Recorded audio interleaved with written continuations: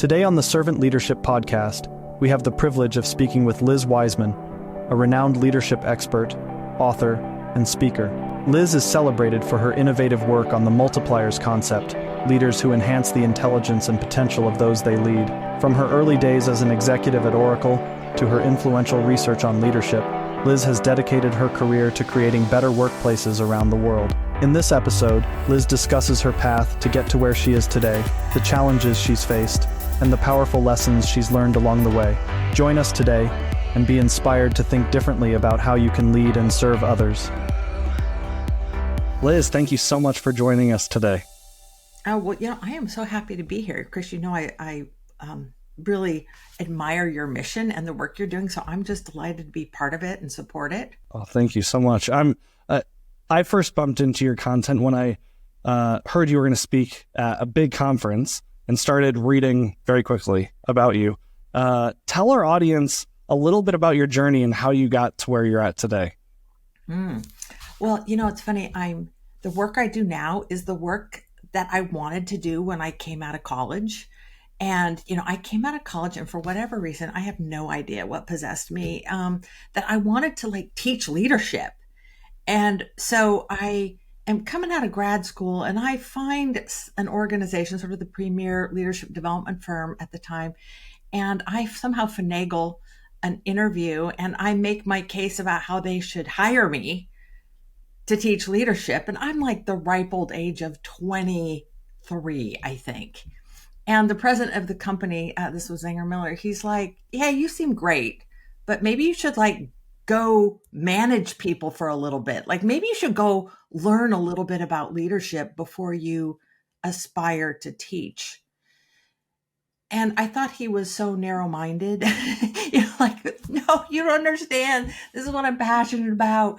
And so I went and took a job at a tech company and, sort of finagled my way into the learning function and then, ended up getting thrown into management. And I spent because I was looking for a chance to manage so I could learn how to do this so that I could go teach people. And I ended up spending 17 years at that company managing bigger and bigger and more important, more visible, harder kind of functions. And I was managing the education business and the internal education function for this company. So I'm managing the learning process and the teaching process. And today I flipped that and now I'm teaching about managing and leading, which is what I wanted to do. But, I think there's a T.S. Eliot quote somewhere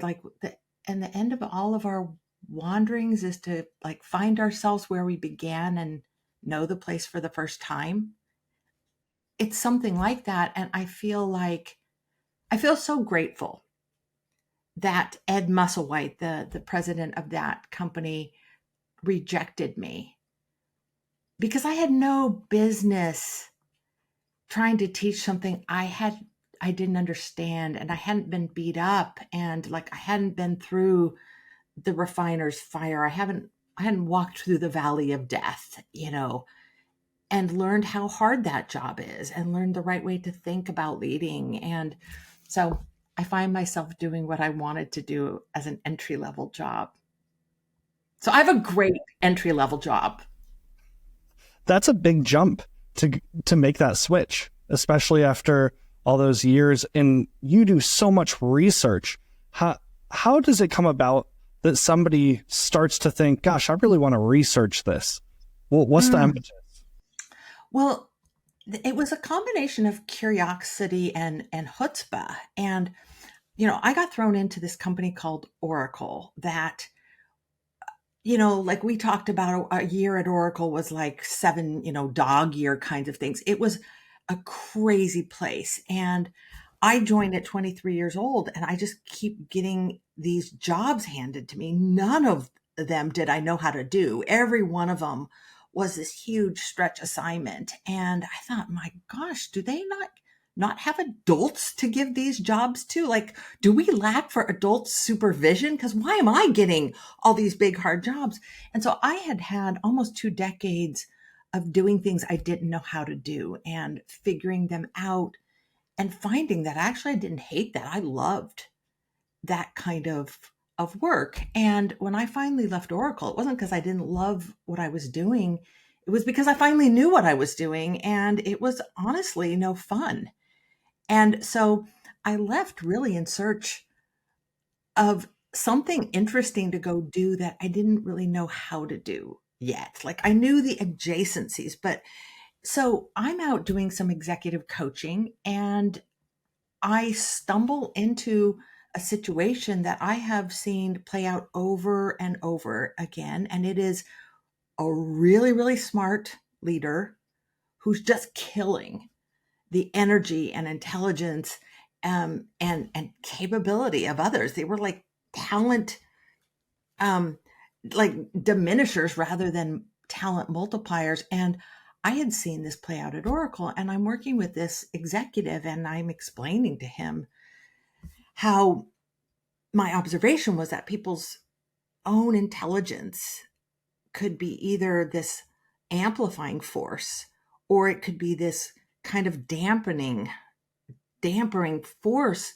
And he's like, yeah, and I explained it that like a lot of smart people end up killing the insights and ideas and innovation around them because everyone defers to them and their intelligence is like, on a pedestal. And I think he like understood it and he could see it.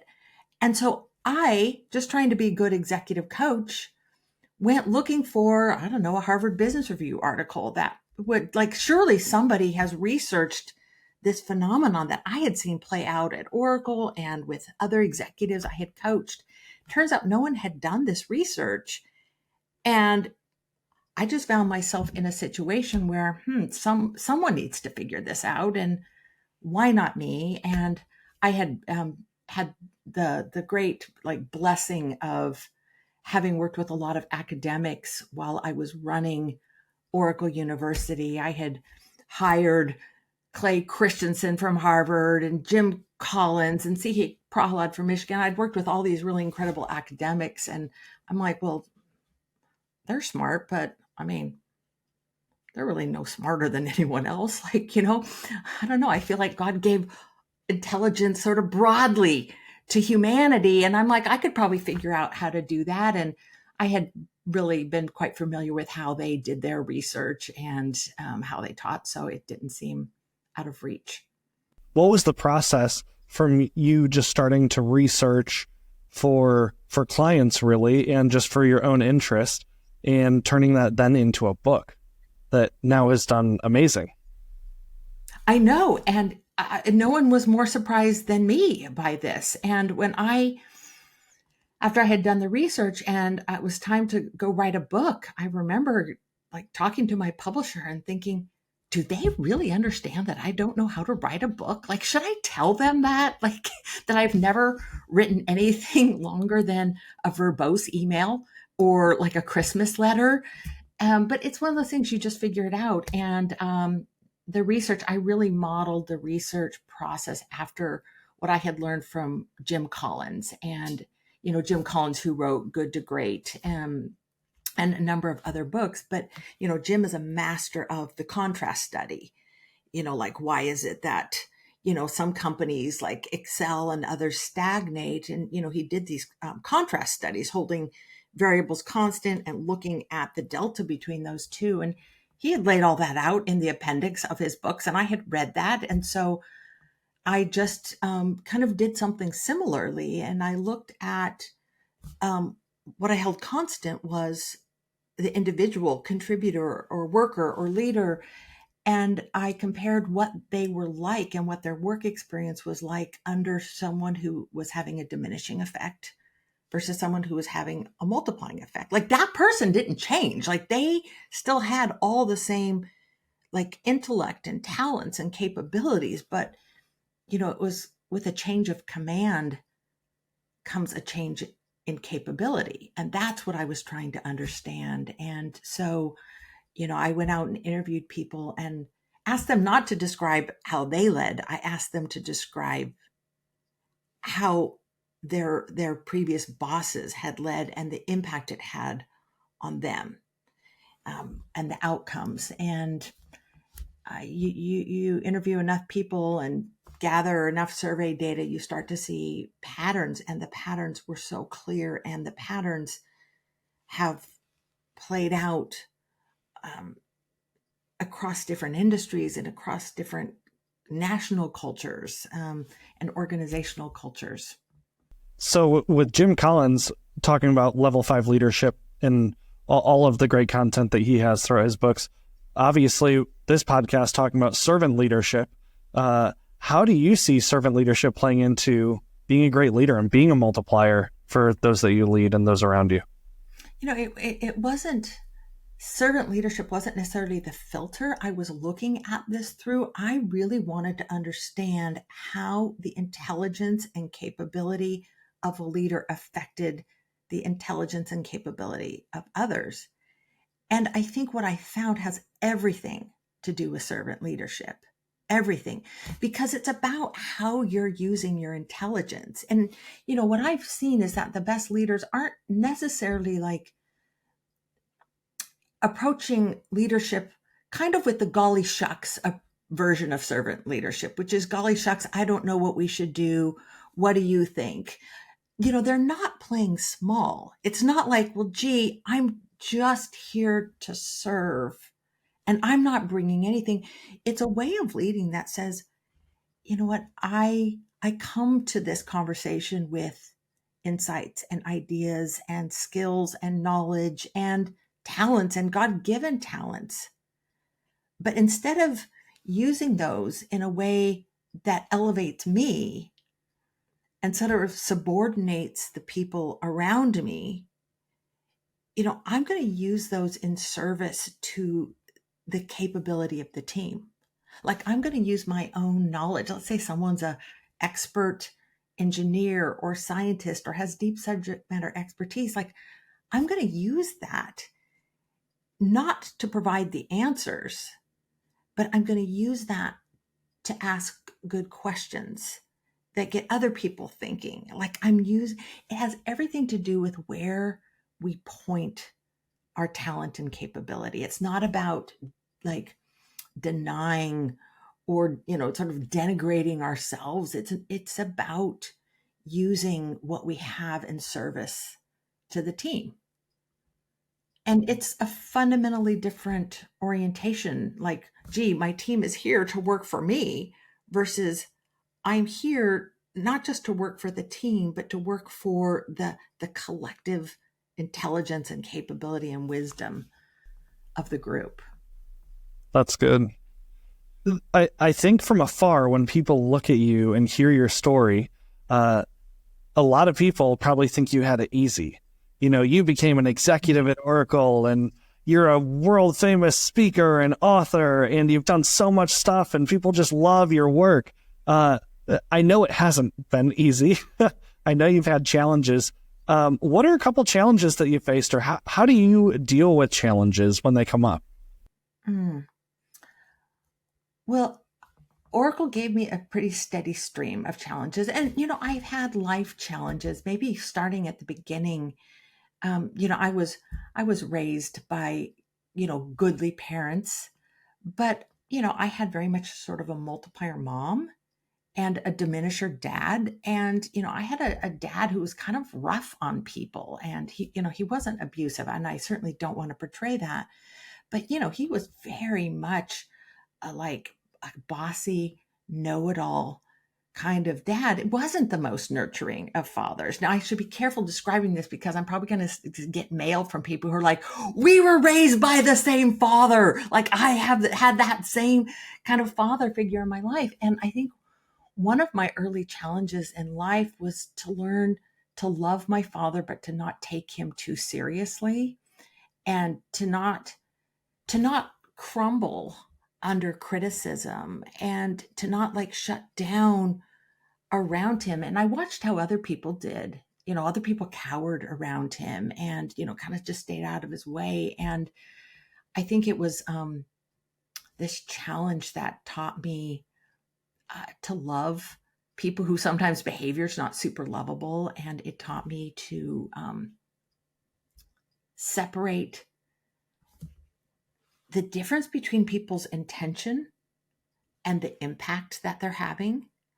And I think it taught me to stand up to, people who've got some bully kind of behavior. I remember once when I was working at Oracle, someone was like, "You work for Oracle? Like you work with Larry Ellison? Like what is he like? Like I've heard he's like a monster." And I'm like, "Larry Ellison? No, he's a sweetheart. Like you should meet my dad. Like he's scary. My dad was scary, but Larry was great. You know, he wasn't the kind to put his arm around you and tell you were awesome. I'm sure he saw himself as a servant leader, that's for sure. But like that was a challenge that built, some backbone and like toughened me in a way.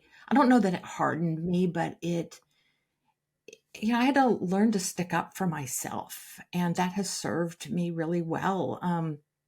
As I've gotten kind of, beat up doing hard things. I think that was one challenge. I think another challenge I've had is like learning to get over myself and learning to not, that sounds so harsh. Chris, it sounds harsh, but kind of figuring out early on that nobody really cares about me. Like I'm not as important to other people as maybe my own thoughts are important to me. And let me give you an example of that. I mentioned I was like, I want to teach leadership. Someone's like, "Hey, you know what? Why don't you learn something first?" Oh, okay. And then I was like gunning to like want to do this kind of work I was passionate about. And I had to learn to get over that and to get over what I cared about to go be of service to what was really needed. And, probably the sharpest memory I have of this is I was about a year into my work at Oracle, and I had done some good things. And, I had a pretty good reputation as someone who, worked hard, got things done, could figure things out. And there was a reorganization, and there was this job opening up in this group that ran these boot camps, these technical boot camps where we were hiring like programmers by the thousands. Like Oracle's this rapidly growing company, and we're hiring like all the top grads out of all the top universities, all these like true smarty pants were joining the company. And this group was responsible for the training of all these new college hires. Well, I'm like, I want to go work for that group, not to like do any technical training, but like the company's growing really fast, and their charter is going to expand and include management training and leadership training. And that's what I want to do. So like, let me go join this group.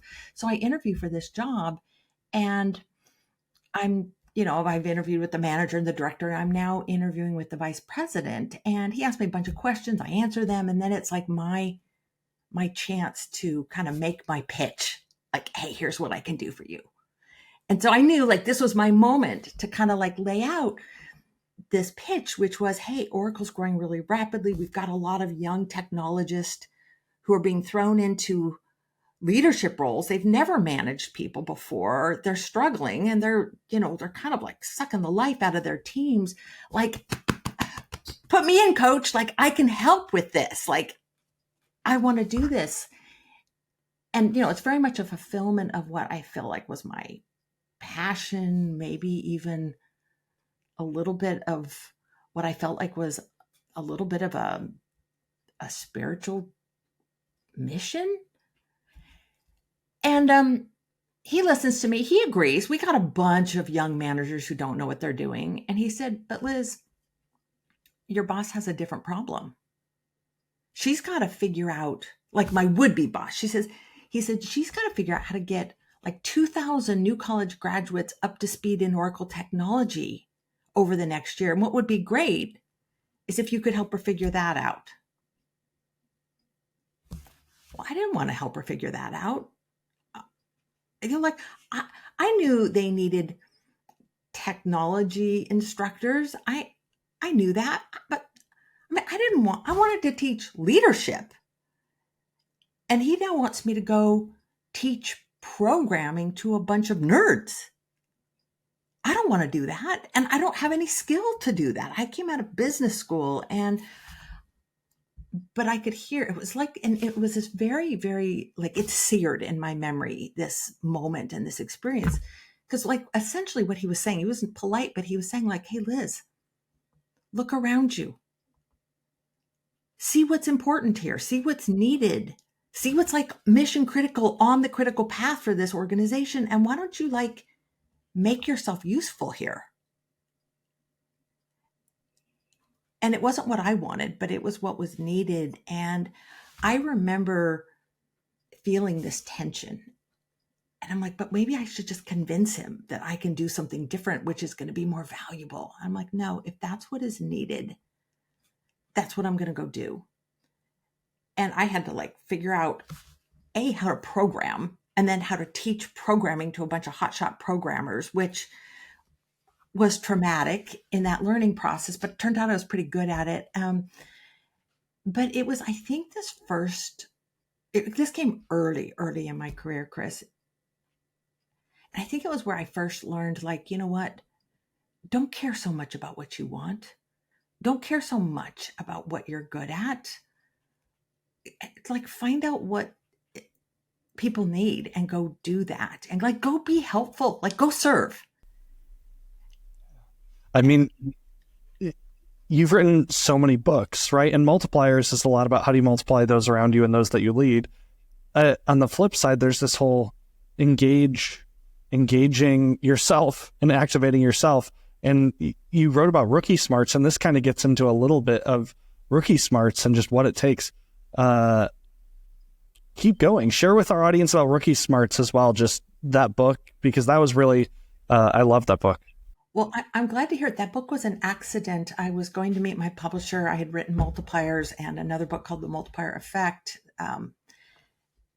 And I was going to go talk to my publisher about what I might do next. And I got on a rant about how seems like, I'm like, I don't know about others, but it seems like we actually, and for me, that I was always at my best when I was at the bottom of a learning curve, not at the top of it. Like somehow being new and naive puts us in the right headspace to do really important and hard things that actually, being experienced can be a liability.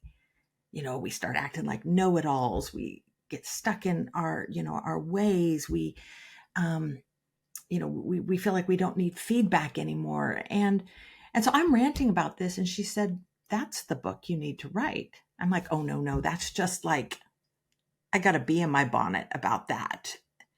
And I decided to go do the research. And, I found that, of course, there's a number of situations where you want an expert. Like you don't want a rookie surgeon. Like you don't want to be the first time on that.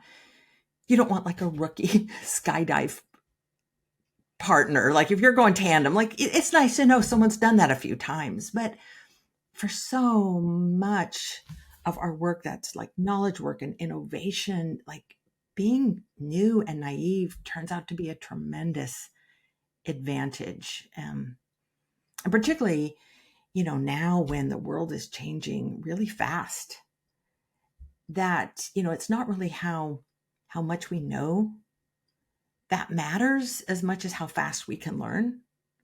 Like I feel like I'm new to my work constantly as the world is constantly changing. The world of work is changing. How do you recommend people take the first steps in flexing some of those muscles? We find that when someone is new to something, they don't bring a lot of expertise, but they bring a lot of questions and a lot of asks. And that we find that people who are new to something tend to ask 5 experts, like, what should I do? Have you ever done this before? Like if, I were going to start a podcast, I might say, Chris, I don't know a thing about doing a podcast. Like, how do I think about this? And there's this like 5x expertise, differential. You can either hire an expert or put a smart new person on it, and you can get 5 times the amount of expertise gathered in. So you know, as far as getting started, like think like a hunter gatherer, like you don't have what you need with you, but like go out and gather expertise, and you can gather like experience really, really fast through the wisdom of others who've made the mistakes. Yeah, that's so good. I mean, with your work at Oracle professionally, you've also worked with lots of big brands. I mean, I know you've worked with many Fortune 500s and been helping train their teams, consult with their teams on becoming multipliers, becoming better leaders, becoming better servant leaders, all these different things. What's it like to walk into some of these organizations and work with their key leaders, knowing they're already changing the world and thinking, how can I just add to that? What's that like for you? Well, it's kind of a privilege, and I just feel lucky all the time that I get to work with amazing companies. But all of them are just full of people just trying to figure things out. You know, I had this fun little experience. I'm a mom. I have 4 children, and my youngest, my 2 youngest would like technically be in the Gen Z generation. So I'm worried that they're never going to figure out how to work. I'm worried about failure to launch. I'm worried that they're never going to like get a real job and all those kinds of things that seem a little bit endemic with the rising generation. And my son did this internship this summer, and it was in an organization. I knew someone there, and my friend there, he called me up at the end of the summer, and he's like, Liz, your son, Josh, has done a really good job. And like, he's kind of like holding his own in meetings, and he's working with all these like really senior people, and he's like saying smart things, and he participates. And of course, my mother heart just swells, I'm like, okay, like he did something useful. That's okay. I feel good. And I went to talk to him about it, and he said, Mom, I think I learned that watching you. He says, you go work with all these different companies and with all these like senior executives. And I think what he's thinking is like, Mom, you're not very bright, like you're just my mom, but like you participate in those conversations and you can like teach them stuff. And he's like, you don't know anything. And so like, if you can hang out with those people, like how hard can it be? I think that's what he's thinking. He didn't quite say it that way, but I think what he learned was you don't need to have expertise in somebody's industry or to be at their level or to have done that job to be able to share observations and like to bring a complementary point of view. And I think that's what I've learned is that leaders even at the most senior levels in organizations are struggling to figure things out. Like they're all trying to fly a plane while figuring out how to build a plane, and that actually the people at the top are on a learning journey too, and they're just trying to like serve, and they need help. And I think it's it's fun to come in and help them figure things out, particularly when they're leading a pretty big organization or have got like big ambitions in the world. So often you're helping those people learn to lead better, learn to develop their teams, learn to empower people around them, become multipliers. What are a couple steps that you think people listening to this who are thinking about servant leadership, thinking about becoming better leaders, what are some next steps they could take to really lean into a lot of the stuff that you've learned over the years and that you teach people? Well, I think in terms of next step, maybe what I could offer is a first step. And here's what I have found to be so universally true is the best leaders don't necessarily have the best toolkit. They don't have all of the best leadership skills. I think the best leaders have awareness of the damage that they can do to other people. And very particularly, I think the best leaders and those who, are multiplier leaders, multiplier-esque like leaders, they understand that there's a gap between their intention and the impact that they have on others. And that it's really easy with the best of intentions, with noble intentions, with like righteous intentions, to end up having a diminishing effect on others. And I find that like the most powerful step is a conceptual step, and it's realizing that we all have accidental diminisher tendencies. Even those that are running nonprofits and running church-based organizations can be having a deeply diminishing effect. So it's realizing like, oh, maybe my intent isn't like it's getting lost in translation. And like maybe the most powerful step someone can take is to just have a conversation with your team. Like, here is my accidental diminisher tendency. Like for me, I'm an idea fountain. I'm constantly like, hey, what about this? We should do that. We should think about this. Maybe we should try that. And I saw this at Oracle. Like, people were overwhelmed by me. They would pop into my office to like, let me know, hey, we just ran that program. It was great. Hey, this task, like it came together. I'd be like, oh, that's fantastic. Maybe you should try this. What about this? Have you considered this? And people would leave like with their eyes glazed over. And, I had to write on my door, like in big block letters. It was like a whiteboard kind of door. I'm like, I had the priorities listed up there, and I just said, ignore me as needed to get your job done. Like, people were taking me way too seriously. I'm like, oh no, I didn't mean for you to go do that. I just thought maybe you would want to consider that. And so I've had to like tell people like, no, this is part of like who I am. I'm a fountain of ideas. Feel free to shut me down, shut me off. Like, don't take me seriously. Or like, hey, you know what? I'm a bit of an optimist. And like, the more leaders talk about it, the less the pressure's on them to be perfect leaders, amazing leaders, and more the onus now sits with their teams to do smart things to defend themselves against accidental diminisher tendencies. Might be as simple as like, hey, Liz, did you want us to stop what we're working on and go start that? Or are you just having an idea party? I'm like, no, it's just an idea party. Like, ignore me as needed to get your job done. Or if you've got rescuer tendencies, and everyone knows that, people can say like, hey, Chris, like, I feel loved. I appreciate the help, but you know what? I've got this, and I'm going to get this thing done. And you know what? I'm going to have this done by Friday at 10. I'm good. And like, I think this is what I've learned, Chris, is that nobody likes working for diminishers.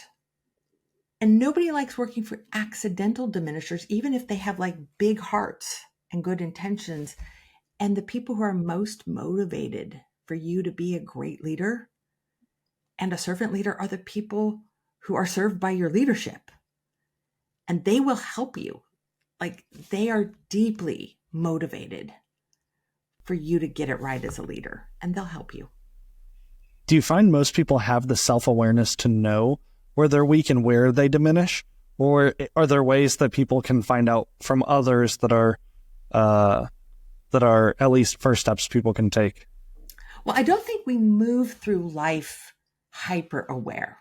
I think we're busy, we're trying to get it done, our intentions are good, and we don't see it. But as soon as somebody raises it to our level of awareness, just with even terms like the idea fountain, always on, rescuer, rapid responder, pace setter, optimist, strategist, perfectionist. I mean, those are some of the big accidental diminisher like archetypes.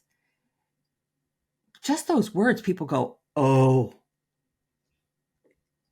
I think I'm a perfectionist and I can see how that has diminishing effect. Or like, oh, I've got rescuer tendencies for sure.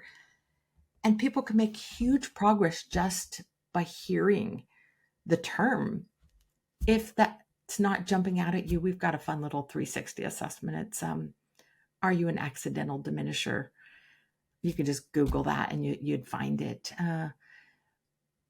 But the more we have that open conversation, the more people who work with us can stop our accidental diminisher tendencies in real time. I've seen that play out over and over. Yeah, we'll make sure to link to that in our description when we post that, because I think that would be super valuable. As you look at all the stuff that you're doing now, what are you focused on and what gets you excited now? Is it still obviously some multipliers and some rookie smarts and still a bunch of other stuff? What are you focused on?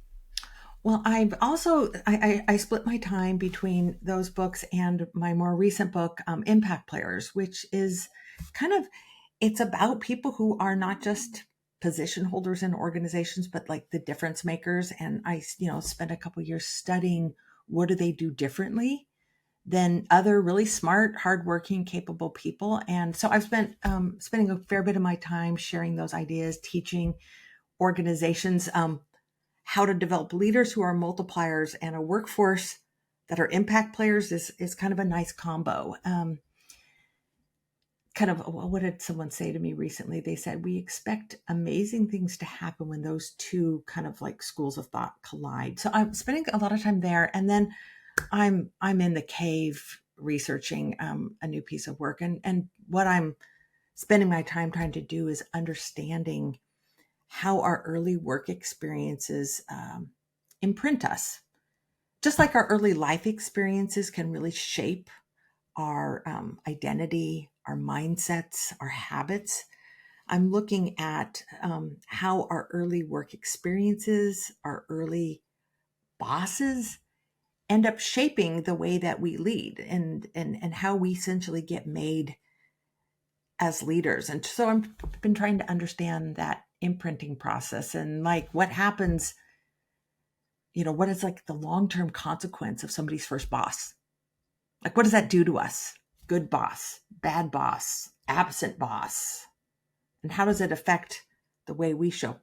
Not all of us are blessed with servant leader bosses early on. That will be very exciting to see the research on and to read about that. I'm excited for that. Can I ask you 10 rapid fire questions? And you just say the first thing that comes to your mind? Mm-hmm. Who's the first person you think of when I say servant leadership? Oh, I maybe think of Ken Blanchard. That's good. 5 words that most describe yourself.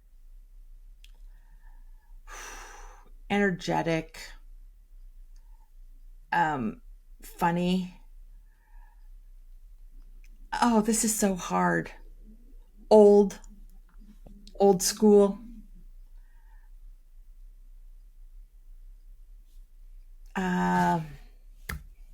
Nice.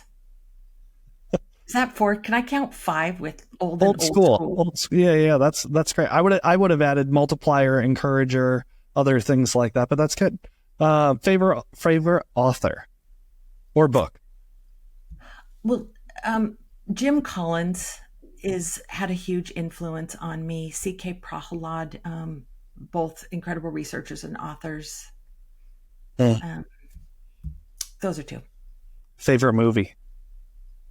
Apollo 13. So good. Favorite food? Ice cream. What do you like to do in your free time? Hike. Anywhere specific? Just out of curiosity? Tall mountains. Okay. Love it. Surprising fact about you? I don't know. Let me see. I'm the daughter of a donut maker. So I grew up helping to make donuts, sell donuts, eat donuts. Another surprising fact about me, that I'm a mom. Like, I don't know. I think some people think that maybe to have like a full career, you couldn't have a big family. I've got a reasonable brood, 4 kids, 2 son-in-laws, 2 grandchildren. I'm a grandma. Love that. Favorite place you've been? I just got back from Iceland and it's amazing. My favorite place to travel is India. Wow. And Or somewhere. I couldn't live in the US, I'd live in the Swiss Alps. Love that. Where's somewhere you want to go that you haven't been? I've been to a lot of places, but I I want to go to New Zealand. I haven't been there. That would be fun. And finally, what's the best advice you've ever gotten? Make yourself useful. I think this was one of the best pieces of guidance when they're like, hey, you know what? Like, figure out what your boss needs and maybe help them with that. Like, be of service. Wow. Well, Liz, thanks so much for being on the podcast. I'm excited for people to get to know you who don't know you, excited for people to see you who know you well, and excited for people to go through some of the 360 assessment and read the books and just start being multipliers. Well, Chris, thanks for the invitation. And truly, thank you for the work you do. I see what happens when people lead in a way where their teams serve them, and it doesn't work out well for anyone. Thank you for listening to this episode of the Servant Leadership Podcast. If you enjoyed what you heard, please give it a thumbs up and leave a comment below. Don't forget to subscribe and hit the notification bell to never miss an update. Be sure to check out the servantleadershippodcast.org for more updates and additional bonus content.